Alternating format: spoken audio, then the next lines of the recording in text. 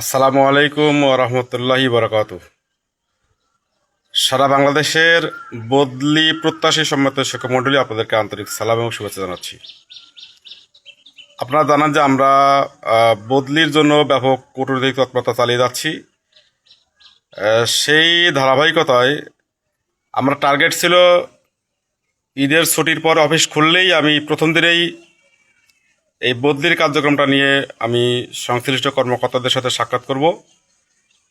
তো সেই উদ্দেশ্যে গতকালকে আমি মাওসেতে গিয়েছিলাম। আপনারা জানান যে আমাদের যে বদলির সফটওয়্যার, এই সফটওয়্যারটি নিয়ন্ত্রিত হবে মাওসির পক্ষ থেকে, এবং মাওসির যেই কর্মকর্তার কাছে এই সফটওয়্যারটি আছে বা যিনি এটা নিয়ন্ত্রণ করবেন এবং যিনি আমাদের বদলির যেই বিজ্ঞপ্তি প্রকাশ করবেন, ওনার সাথে আমি গতকালকে দীর্ঘক্ষণ আলাপ করেছি। আপনারা জানান যে আমাদের যেই বদলি নীতিমালাটি আছে, নীতিমালা অনুসারেই কিন্তু আমাদের বদলি হবে।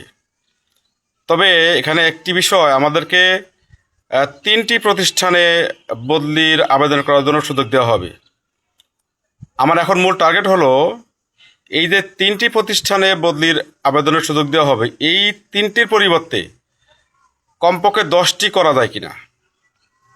তো সেটা নিয়েই আসলে মূলত আমি গতকালকে গিয়েছিলাম। আমি বিষয়টি আমাদের সময়ত কর্মকর্তা মহোদয়কে আমি বিষয়টি অবহিত করেছি। তো উনি বিষয়টি খুবই পজিটিভলি নিয়েছেন, এবং আরও একটি টার্গেট ছিল যে এই বদলির কার্যক্রমটা যেন অতি দ্রুত ত্বরান্বিত করা যায়। আপনারা জানান যে ইতিমধ্যে মাননীয় শিক্ষামন্ত্রী মহোদয় নির্দেশ দিয়েছেন যে প্রতিষ্ঠান প্রধান এবং কর্মচারীদের তথ্য আমাদের বদলির যে সফটওয়্যার, এই সফটওয়্যারে আপলোড করার জন্য। তো এই জন্য আমাদের বদলিটা যেন দীর্ঘায়িত না হয়, সেটাই এখন আমাদের মূল টার্গেট। তো সেই টার্গেট নিয়ে আমি গতকালকে মাওসিতে গিয়েছিলাম। যেহেতু মন্ত্রণালয় থেকে আমাদের প্রজ্ঞাপন দিয়ে দিয়েছে, মন্ত্রণালয়ে আমাদের খুব বেশি কাজ নাই। এখন আমাদেরকে বারবার দৌড়াইতে হবে মাওসিতে, যাতে মাওসি বদলির সফটওয়্যারটি দ্রুত ওপেন করে আমাদের বদলির বিজ্ঞপ্তি জারি করে। তা সেই টার্গেটে আমি গতকালকে গিয়েছিলাম। আমি সংশ্লিষ্ট কর্মকর্তা স্যারের সাথে কথা বলেছি। উনি খুবই আন্তরিক আমাদের বদলির বিষয়টি নিয়ে। উনি বলেছেন যে আপনারা খুব কষ্টে আছেন, এটা আমরা জানি, এই জন্য আমি খুব দ্রুত কাজ করছি। উনি বলেছেন যে আমি আমার কাজ গুছিয়ে রাখছি, আমি যত দ্রুত সম্ভব আমি আমার কাজ গুছিয়ে রাখছি। আপনারা মন্ত্রণালয়ে একটু যোগাযোগ করেন, যাতে মন্ত্রণালয় থেকে দ্রুত এটা কার্যকর করার জন্য যথাযথ ব্যবস্থা নেওয়া হয়। সেজন্য মন্ত্রণালয়েও আমাদেরকে যোগাযোগ করার জন্য বলা হয়েছে। তো আমি স্যারকে রিকোয়েস্ট করছি, স্যার আপনার পক্ষ থেকে যত দ্রুত সম্ভব আপনি কাজটা স্যার গোছান। আমাদের যারা বদলি প্রত্যাশী আছে, আমরা খুবই কষ্টে আছি, খুবই হতাশার মধ্যে আছি।